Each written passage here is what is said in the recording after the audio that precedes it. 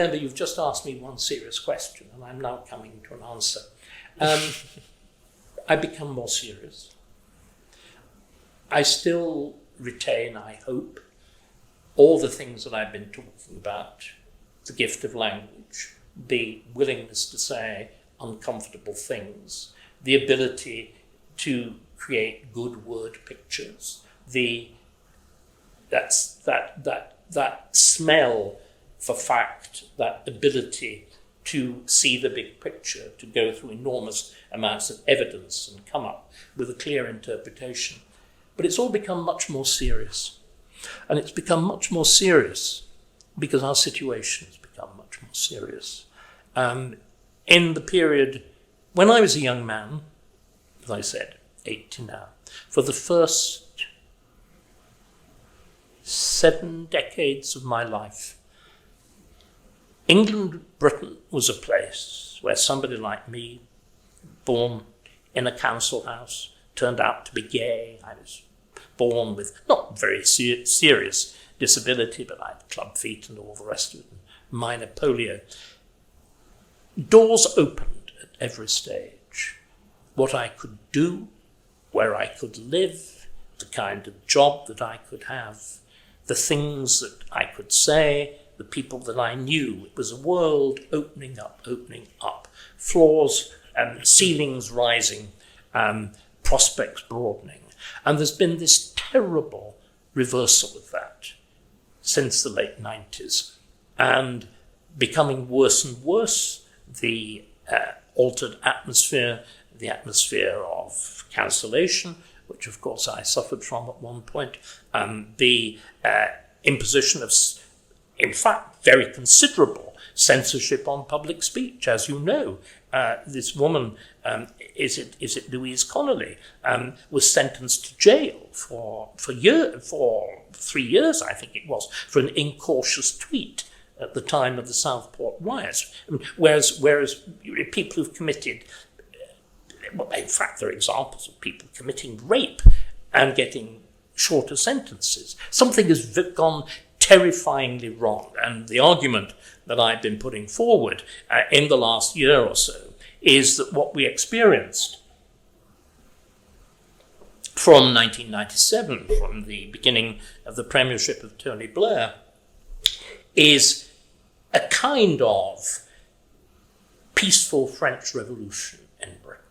Literally, the same kind of fantastical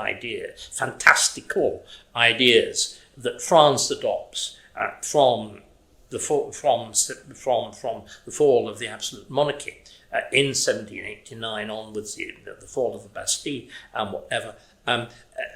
All of that was slipped onto an England which had effectively not a straightforward or uniform political history, but largely a stable political history for about 700 or 800 years, clearly changing, clearly broadening, but also itself strong enough actually to change without destroying itself. So England is unique in the 19th century and the early 20th century, that it can actually accommodate to democracy eventually. It can accommodate first the middle class and then the popular vote, the working man and even the working woman, without destroying the constitution of its ancien regime. Everywhere else in Europe, you have to tear the structure down before you can actually change it effectively. In England, Britain, it's sufficiently tensile, it's sufficiently strong that you can actually modernize it. And then it transforms fundamentally from 1997, catastrophically, because you impose alien things on it and you destroy what had been its foundation. And that's why I become more serious. That's why I become politically active.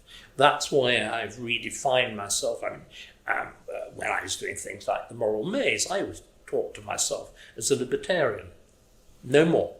I become much more committed, a much more serious conservative with big or small c, and much more aware of why I am. I become, my historical interests of by no means forgotten about the Tudors, but I've become much more rooted,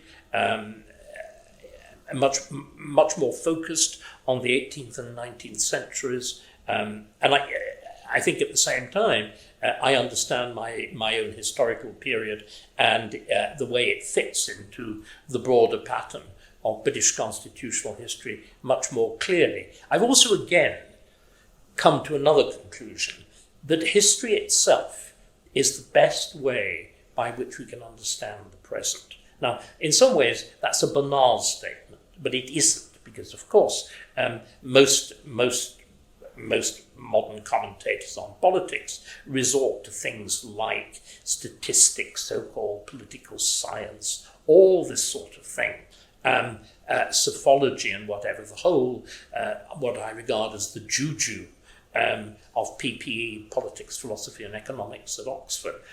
Whereas the right way, I think, the way you begin is not to claim that history repeats itself. That's not true at all. But is to argue essentially and to analyse essentially and even to predict by means of historical analogy. So I become a much more boring person. I'm sorry. You're getting me at the fag end of my life. You know. Yes.